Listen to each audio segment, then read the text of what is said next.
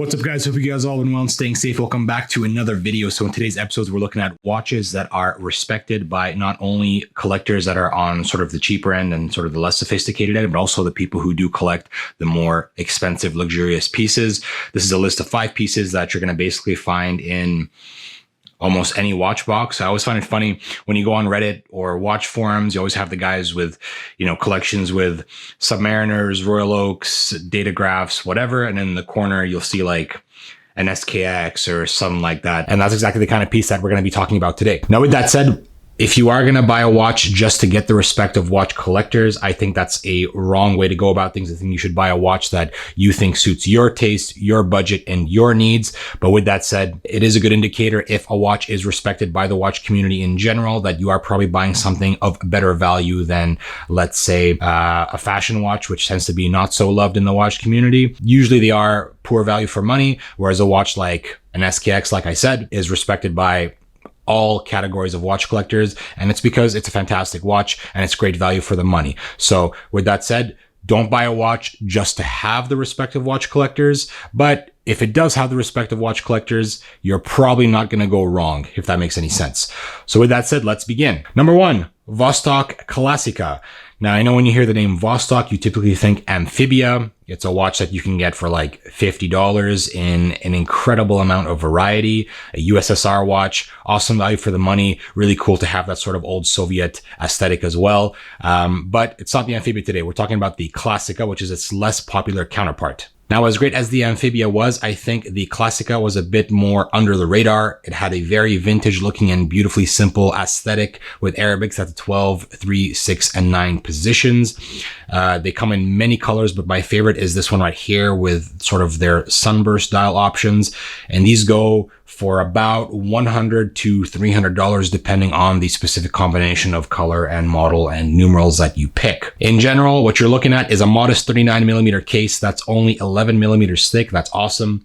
You've got a display case back, a double domed mineral crystal, 50 meters water resistance, and the Vostok 2409.01 movement, which is a 38-hour 17 joule movement. It's honestly pretty hard to beat a watch that's so unique, a USSR classically inspired watch for about $50 to $300, depending on which one you pick.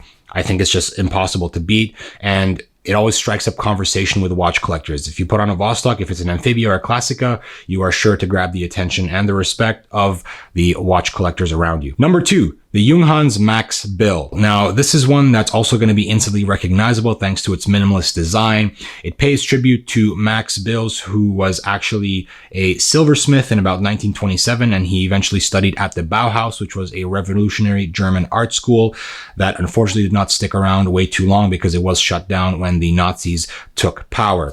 But the minimalist concept and aesthetic stuck around and sort of changed not only watchmaking, but art in general for many, many generations to come. The Bauhaus design was all about simplicity and minimalism, as you can clearly tell by the aesthetic.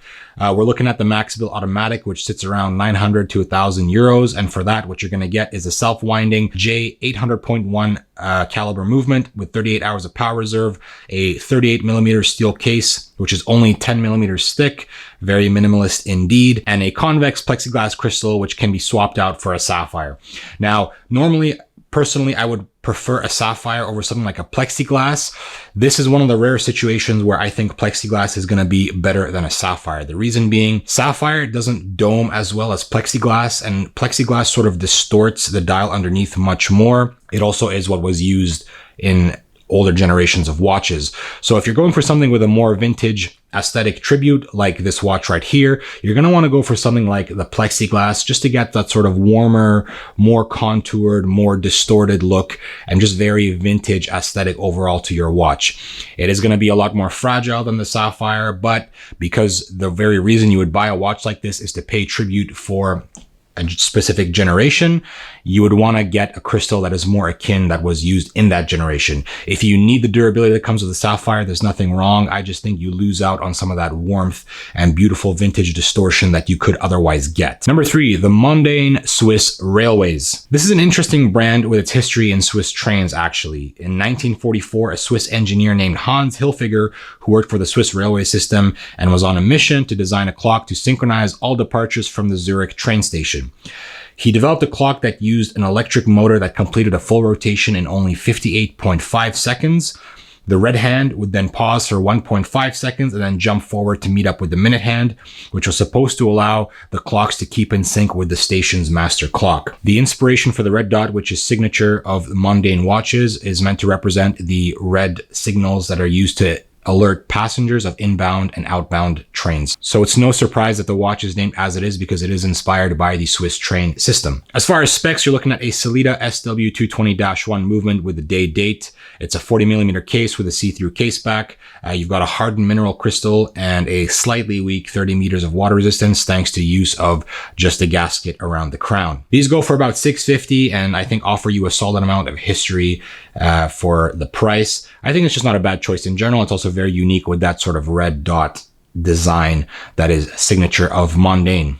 So fantastic choice. Number 4, this is a watch that I think is an absolute home run. It's the Timex Marlin. This watch is an absolute stunner. It built up quite the storm when it was released. It was also very significant because Timex had actually stopped building automatic watches decades ago. This was one of the first automatic watches they decided to reintroduce and just sort of get back into the automatic watch game. It was actually manual wind, but they do have automatic versions now. You could get them in 34mm, now all the way up to 40mm. I think it's just an absolutely incredible tribute to sort of the 1930s, 40s, and 50s when Timex was making watches that were automatic and manually wound. It looks absolutely incredible. It's nice and modest. It's sleek. It's thin. I think it's a design that's going to stand the test of time. It's just absolutely stunning and beautifully simple. And the best part is the watch is around $200. You can't get any better than this for a simple, classically inspired dress watch. It is for sure going to have the respect of watch collectors anywhere. Number 5 and last on the list is the Glace Airmen. Now, if you know anything about Glace, they're heavily influenced by aviation because a lot of their watches were tool watches for pilots. It wasn't always the case though. In the early 1900s, Glace actually made mostly ladies' watches and they used precious metals like gold and platinum. Eventually, approaching the 1950s, they came out with their Glace Airmen. I think 1953 was the exact year, which was more designed for the pilot and the traveler in mind. There's a plethora of different Airmens you can buy. Their signature look is having a 24-hour bezel and or a GMT function included as well, because again, they are designed for the jet setter. But by the time the 2000s hit, Glace hit some financial hurdles and was bought out by Invicta. Now you can find these for about $500 to $1,000 depending on which one you're looking for. And for a pilot's watch, which by the way can get very expensive very fast for some reason, that's just amazing value for money. You get something again inspired by 1953 Glace GMT function, which is always great to have if you're traveling, and also has a more aesthetic, actually more of a hardcore look. They tend to be they look like they're made of, you know, they have that full steel look going on with sort of a rugged, roughed up leather strap. Usually that's the one I would go for. There's many to choose from, but for about $500, guys, you're getting a GMT function, an incredible looking timepiece that's vintage inspired. I think you just can't go wrong with a watch like this. So there you have it, guys. My top 5 watches that will get you the respect of watch collectors. Like I said, don't buy a watch just to have respect from watch collectors, but if you pick one of these options, you're sure to not go wrong with how you spend your money. If you've enjoyed the video, guys, please leave me a like and subscribe down below. Helps me out a ton. And until next time, stay safe.